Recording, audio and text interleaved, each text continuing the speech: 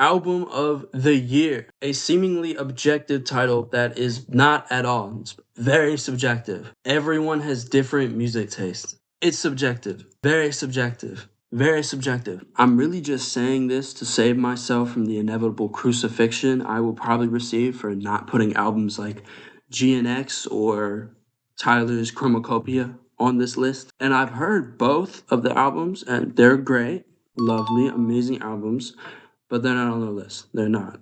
They're not. So please don't kill me. My criteria for an album of the year. There's no criteria. I honestly I don't have any. I really don't. Albums on my list are simply just artists that I like or albums that stood out to me. And I have a brain rot taste in music sometimes. So if you're a Rap Caviar listener, just click off the video. This is pretty much driven off of personal music taste. A lot of music this year, a lot of genres, so my list is kind of all over the place. This was such a random drop from Uzi, and probably just a contractual obligation, to be honest, and I'm not mad at it. I actually liked it for what it was. I don't think it was better than the first Eternal Take at all, but I think it captured the spacey sound that the first album did, and it captured it well in this one. And the songs like Lightyear and Chips and Dip just hit hard as fuck. Like, he really spazzed on those songs, and the Galaxy Gas voice was sick. I really loved that. A lot of people didn't, but I did. Like, on songs like Chill Bay, he was going for more like the smooth melodic voice, sort of reminiscent of some stuff on Love Is Rage 2, which I really appreciated him doing. My only problems with that album was that sort of towards the middle it started slowing down, and some of the songs were like just okay, but the songs that hit, they really hit. And tomorrow, I was so excited for this album, especially when I first heard the first single she dropped with Cardi called I Love It. Very pleasantly surprised by it. I didn't really listen to Cabela that much, but she was playing in the genre that she hadn't done before, and it really worked. Fun. Cardi's vocals were amazing. Obviously, it's Cardi. I can say the same things for the album. It was all different stuff that she was trying. It was fun. It was experimental type. It was like really just a fun album. And the features were surprising, but they were good. Especially Drake's. I really wasn't expecting him to be on it. Great. They sounded really good together. And he was on 2 songs, and they were both bangers. The only parts of the album that brought it down were like the slower songs, which might just be a me thing. I like the more upbeat songs. Tell your friends I'm back in the city, hit a pub. Album was crazy. It was a very anticipated album for me. To the DC since like 2020. It's been really cool seeing his growth and evolution. This album really showcases that perfectly. Showcases his versatility, like Venus and Guy Level, where he was like rapping his ass off, really catching your attention on these hard hitting beats. It sounded like something off of Yeezus sometimes. He would switch up on songs like Brand New Drugs and Spotlights, be singing these like beautiful melodies and angels making love inside your ears. Production on the whole album was just all around great. Relax and let the party start. Yeah. This album, I've been waiting for this album for like what, 3 or 4 years. I'm so happy that we got it. I was so excited, but I can't help but feel a little bit disappointed. Juice WRLD is by far my favorite artist, so I know he has like crazy good songs, so many of them. They just weren't on this album. And the album certainly wasn't all like bad songs. Like, there were certainly good songs on it. Like ATM Drip is one of my favorite songs of his of all time. It's amazing. Songs like Party by Myself, Jeffrey, Barbarian, Florid. There were a couple more, but it was just like, this being his last album, I kind of wanted some stuff other than like Lace It, Best Friend. Oh. Like Lace It, Best Friend, Misfit. I wish they would have put more songs that like the fans really wanted, like Rental or Starstruck or Good Times. And I can only hope that they put those types of songs on the deluxe, if we even get that. I just don't think it captured the celebration sound that it should have. It also, I don't think, gave fans really what we wanted. I still revisit a lot of songs, and I really did love all of the promotion around the album. It was great. It really left me wanting more, which a final album from an artist shouldn't do. I don't have much to say about this album. Pretty much all positives. I thought it was a really fun album. Just made me like Charlie XCX even more. I thought it came out at the perfect time. Brat Summer. Great. It was fun. It was vibes. I like it. I love it. White tops, red blood on the passenger seat. I love Glade.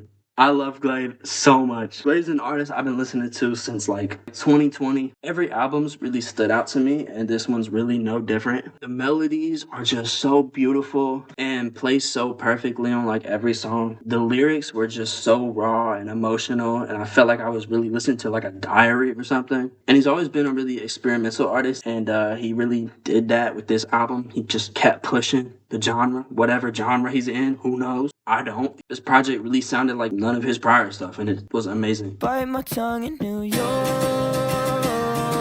So, this isn't technically an album, it's an EP, but it's too good. I had to put it on here. I had to talk about it. This came out before May It Never Falter. Kind of set the tone for the album a little bit with the sound, but I kind of like this EP better. It makes the acoustic guitar and the raw emotional vocals with like some hard-hitting beats, and it does it so well. And it really displays his evolution as an artist really well, that he's really in his own lane, and that he's developed his own sound, because this sounds like nothing I've ever heard before.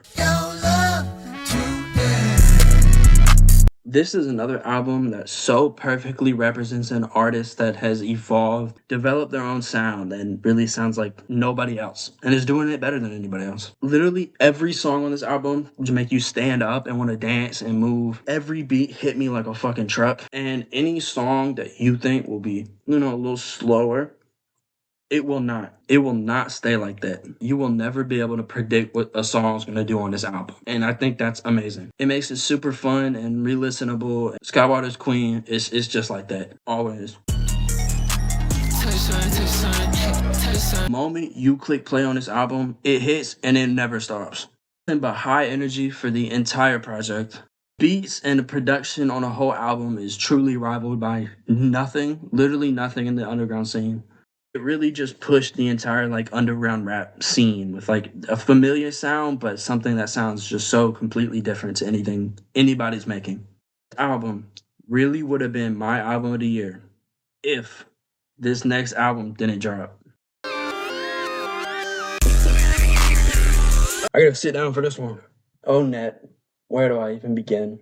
The way you sit on top of that slut truck is so tough. The way you shout random words into the mic is so tough. Oh boy, oh boy. No, on a real note though, this is genuinely my album of the year. Netspin is an artist I started listening to in like late 2023, and I never got the hate.